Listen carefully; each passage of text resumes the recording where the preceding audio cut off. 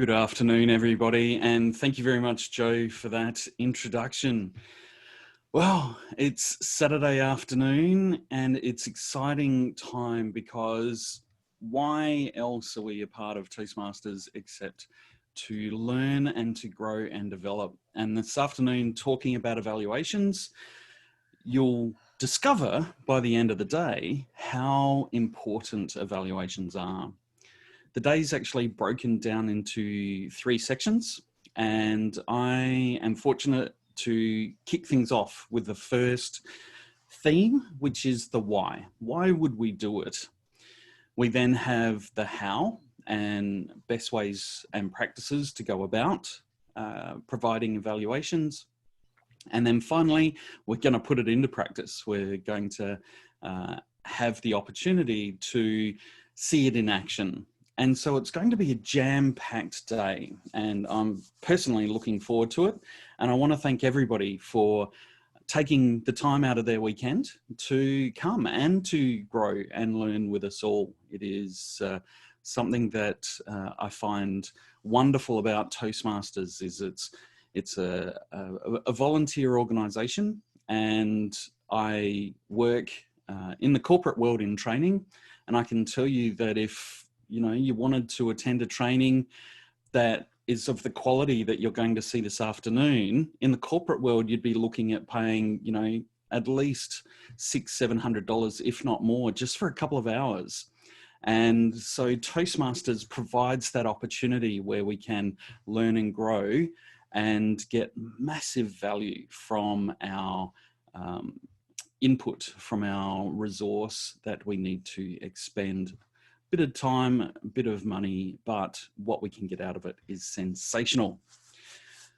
So I'm going to ask everybody in the chat box right up front, if I say the word evaluation, what's the first thing that comes to mind? So just very quickly in the chat box, write down a few words about what evaluation means to you.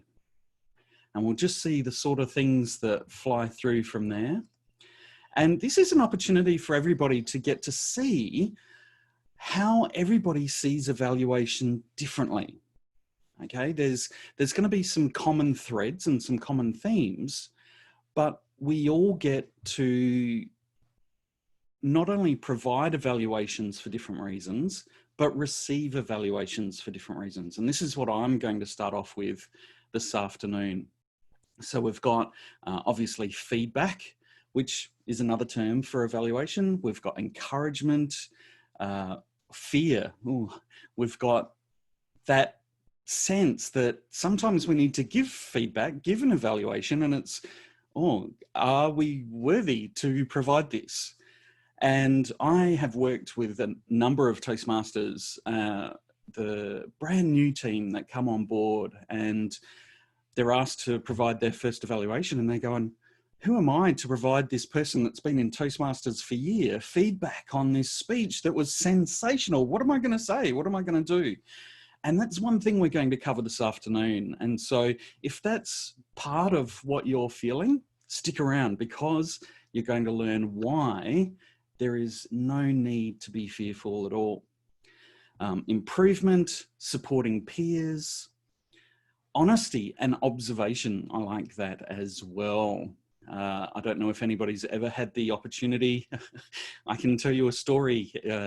About 10 years ago, I was employed and we had those yearly reviews, and basically the outcome of that determined if you got a pay raise and your position within the company and future projects. And I had a manager that didn't know how to provide feedback, that didn't know how valuable feedback could be. And so what happened essentially was he just whitewashed it all for everybody. And it created a sense that everybody was doing really well, when in fact there were some core elements to what a number of teams were doing that they never found out about, because it was just everything's great, just, because somebody didn't want to, provide constructive feedback. And so we're going to cover that again as well. I'm going to share my screen here now and run through a bit of a presentation that I've created for us. And so this is essentially the why. Now, what I'm going to do is actually ask, can everybody see that okay? I'll just make sure that everybody's got that up on the screen. Yep, excellent. So the why. Why do we do it? Well, the first thing I'd like to ask is, why did you join Toastmasters? Let's forget evaluation to start off with. Let's say we're just here, we're not even in an evaluation workshop. And I want you to think about why you joined Toastmasters. What was it that brought you to look at it? Was there a specific reason? Was there something that you were looking to achieve, whether it was a particular event that was coming up? For instance, I know a couple of members I've had in clubs I've been with that they join because they're the father of the bride and they've got a speech to make, a very important speech to make in 6 or 8 months' time. And so they want to find out how to do it. So some people join for a very specific reason. And if you'd like to, there's certainly no need to, but feel free just to pop in the chat why you joined Toastmasters. One of the things that I've discovered when I ask people why they join is everybody has their own reason. Their why for joining Toastmasters is very individual. As an example for myself, I've been a trainer for a long time now, and I was a trainer before I joined Toastmasters. But I'm a technical trainer. I teach people how to write software and how to work with databases and work with computers where it's all ones and zeros and very logical. And so I was just shooting facts out to everybody. And in a classroom situation, you're firing these facts out, and it was the day that I recognized that I was putting myself to sleep with the information that I thought, I've got to find a different way to do it. And so for me personally, I joined Toastmasters because I needed to be able to provide interest, to be entertaining. So still deliver what I needed to deliver, but not have it just as the boring, stream of information, but to make it interesting and relevant and maybe even a bit of fun. And that's why I joined Toastmasters. So there's lots of reasons that people join. The next question is that the same reason you're still in Toastmasters? Now, for some of us, we've been in for a little while. For me personally, I'm coming up on 10 years. Next February will be 10 years of me in Toastmasters. And that's a commitment. That's when I think about that, that's a while. For some of those of us that have been in a lot less time, then maybe the why is still there. The reason hasn't been addressed yet. And the reason I ask this question is because the way we get to where we want to go is through learning, through growth. And we'll talk about that a little more in a couple of minutes.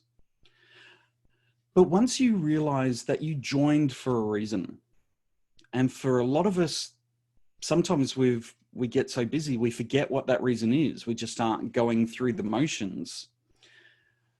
For some people, it turns into something more where there's relationships built and an environment that is nurturing and enjoyable. And so we have the opportunity to spend time with people we appreciate and we look forward to going. And while that is excellent, sometimes there's the opportunity to actually forget why we joined in the first place. And I'd just like to remind you, have this opportunity for you to think about why you joined. Because everybody joins for a reason. And every single reason is different. For as many members as there are in Toastmasters, there are that many reasons as to why they joined. What's this got to do with evaluations, you ask? Well, I'm glad you asked, because it is in the evaluations that we have that journey of moving through to what we need to learn, what we wanted to get out of Toastmasters. Does that make sense? It is, we can just attend meetings and just watch other people present speeches and occasionally present one ourselves. But unless we keep an eye on it, on the prize, we quite often can just lose the reason. And I don't know if anybody's ever felt periods where Toastmasters and going to meetings has just been, you know, something that happened once a fortnight, as opposed to being a particular reason for attending, a goal to be achieved. And as we go through today, please keep that in mind. And I'll show you why. Toastmasters International, sensational organization. And if I had the opportunity and known about the organization and what it would have given me, I would have joined 30 years ago rather than 10 years ago, because it is just that good. A question for you. Do you know the Toastmasters International mission statement? What is the mission? I'm just going to bring up here. I've lost the chat. There it is. So the mission is empowering individuals to become more effective communicators and leaders. We empower individuals to become more effective communicators and leaders. It is essential we keep this in mind. Communication and leadership. And then, of course, after the mission, we have the core values. And there are 4 values. The 4 core values: integrity, respect, service, and excellence. What I'd ask you to do now is, out of those core values, in the chat box, which of those rings truest for you for what you get out of Toastmasters? If you see that there's something that shines in Toastmasters, is it integrity? Is it the respect? Is it service? Is it excellence? And just pop that in the chat box. It'll be interesting to see which of these members see as important. Respect and service,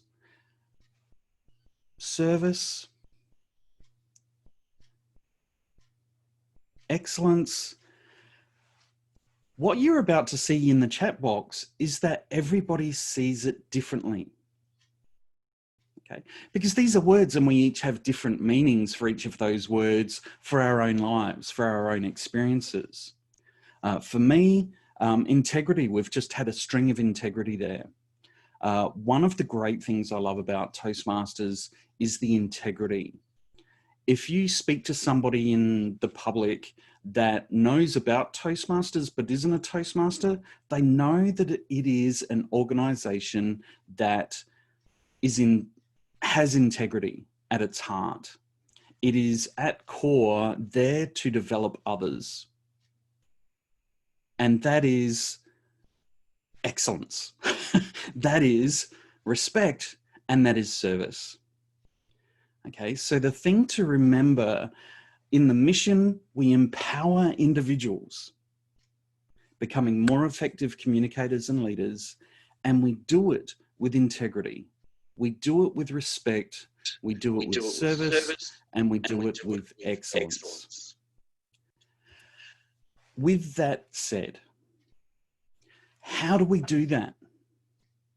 If you're given a project as part of your pathway to present a speech, whether it's your icebreaker and letting your new club know about you, or whether it's research, or it might even be starting a podcast, these are things that you work on and deliver. You can ask others for assistance. You can ask others for support in completing that. But essentially, it's you doing the work until it comes to evaluation and getting that feedback. Because once you've done the work and presented it, it then becomes the opportunity to learn and to grow.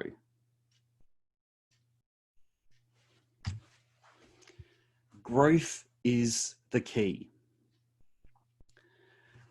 All of us, no matter the reason for joining, it's because we wanted to develop in a particular area, whether it was for a specific event, a specific task that we do, a specific area of our life, whether it was communication, whether it was leadership. We joined to develop, to grow. And for me, my personal motto, and for those that know me well, this is how I look at personal development. Growth is, and the meaning of life is to be, do, and have better than yesterday. And if we can achieve that, it doesn't need to be massive. It doesn't need to be, superhuman feats and achievements that are out of this world. But if we're a little bit better today than what we were yesterday in something that we are, our being, or something that we do, or something that we have, then that is growth. And that is the reason underlying everything that works for Toastmasters. Without growth, it's a social club. And to be able to support others and have others support you in achieving that growth, that is the whole reason. The whole kit and caboodle for Toastmasters International existing and for its members in attending. To be, do, and have better than yesterday. Okay, a question for you. Now that we've discussed Toastmasters International, we haven't really got to the why evaluation yet. But now that you've joined Toastmasters, what have you learned?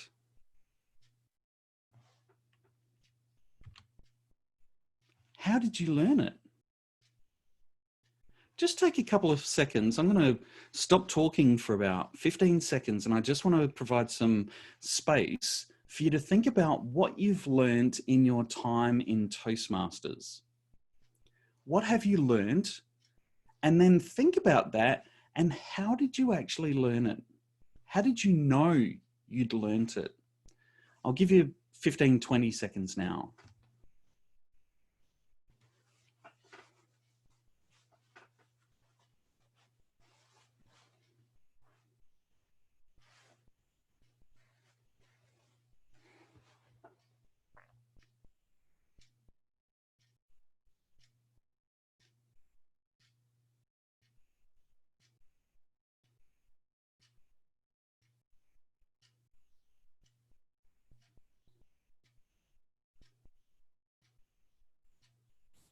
It's interesting, isn't it?